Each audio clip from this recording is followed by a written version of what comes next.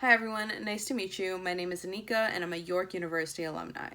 I just graduated from the Schulich School of Business studying accounting and marketing, and this year I'll be working at an accounting firm while studying for my CPA designation. So today I'm here to be a part of the Self-Care Saturday segment that TechPeer is going on. And I'm super excited that TechPeer is doing this because this is a conversation that I've been striving to have. It's so important to have this dialogue, whether it's between us, between you and your friends, or maybe you and your family. These are things that I've been taught growing up to suppress and not talk about and just keep it under the rug because it's easier to do that than acknowledging that, like, hey, things aren't great right now and I feel an enormous amount of pressure. And so I'm here to talk a little bit about my mental health journey, what my self-care methods look like, and how to get support and resources, whether that's for you or someone in your life. So let's start from the beginning. I think my mental health journey really started when I was in high school. And what that looked like was a lot of academic focus, extracurricular focus, striving to get into a really great post-secondary school. But unfortunately, what that also meant was a lot of stress, a lot of pressure, and anxiety. Never really understood how to deal with those things. So instead of coming forward and being like, hey, I need help, I just suppressed it all. And that definitely wasn't helpful because by grade 10, grade 11, even my senior year, what people started realizing was, hey, that girl's getting upset over things like accidentally dropping a loonie in the garbage bin. And I would freak out over small things because I just didn't know how to keep things under control in my own mental state. I was like, if I can't keep in control this one thing, then everything else is going to fall apart. I feel like growing up and now understanding a little bit of how ridiculous that sounds, it's like silly. It's like something you could have solved at the time, but it really took me through a dark spin where I had to go through loops and holes to understand, hey, you don't have to feel like that. You don't have to feel like everything in the world is under your control.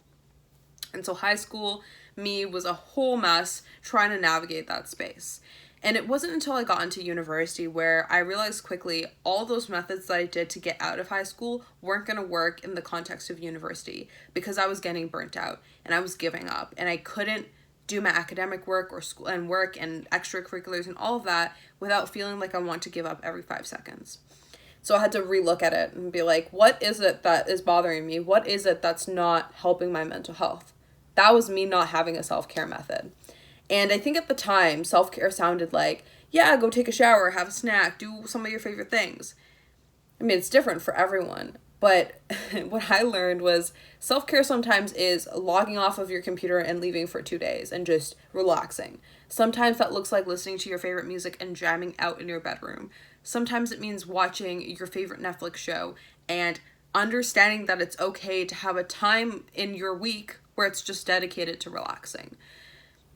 And it's different, again, for everyone. So everyone's scenario and your solution is going to be very different. But for me, it took about a year to figure out that my self-care method was something that I needed to actively implement into my schedule.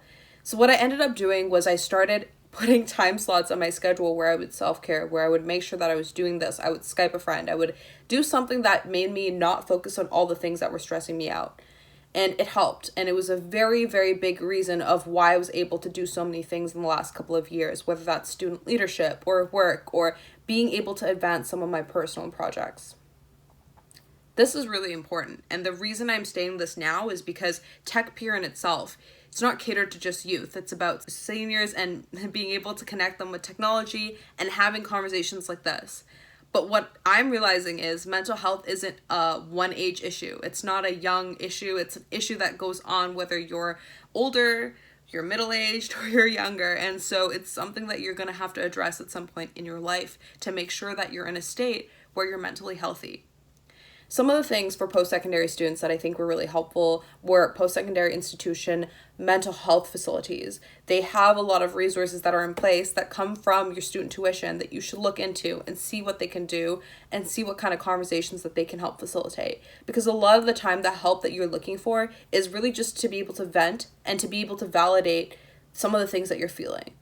Another one that I found was really good was Good to Talk. I've used Kids Help Phone all throughout my childhood, and then when I became a university student, Good to Talk was that replacement, and that was super helpful. And then moving on from that as well, it's just talking to your friends and your peers and normalizing these conversations about how you're feeling and how you're expressing yourself. Because a lot of these things that are happening to you that you decide to suppress, they don't need to be. This is a normal conversation. A lot of people, if not everyone, feels the same way, and they have these feelings. They're so valid. And so I encourage you and I implore you to have these conversations with those around you because it's so important. And once again, I want to thank TechPeer because these conversations need to start happening. And with Self-Care Saturdays, I believe that everyone sharing their self-care stories and their mental health journeys really begin to normalize these conversations and the idea that everyone goes through this journey. So that's all for me. If you want to connect with me and talk a little bit more about this, feel free to. My handle will be at the caption below. But other than that, I'm really happy to have this opportunity. Thank you so much, TechPeer.